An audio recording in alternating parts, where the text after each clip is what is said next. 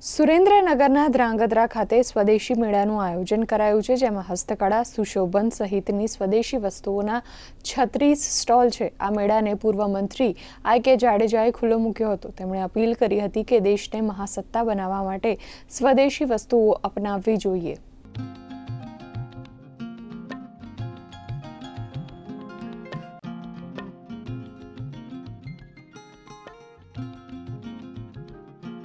नगरपालिका द्वारा विनामूल्य स्टॉल पूरा पाड़ीने आ प्रकारना स्वरोजगारी कार्य करता लोकोने एक योग्य प्लेटफॉर्म आपવાનો प्रयत्न ए ધ્રાંગધ્રા नगरपालिका द्वारा करवामां आव्यो छे। दरेक नगरपालिका विस्तारमां आ प्रकारना स्वदेशी मेळा थकी स्वदेशी उत्पादन वधारवानी, स्वदेशी उत्पादननो વધુને વધુ उपयोग थाय एना माटेनी जनजागृतता माटेनो एक कार्यक्रम योजायो छे।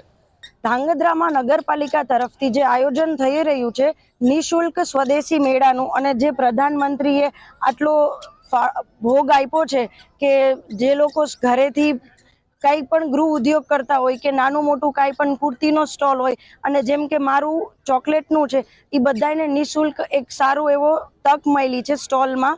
તો એ બહુ સારું છે। અહીંયા 36 સ્ટોલનું આયોજન થયેલું છે ધ્રાંગધ્રા નગરપાલિકા તરફથી, તો મને બહુ સારું લાગેલું છે।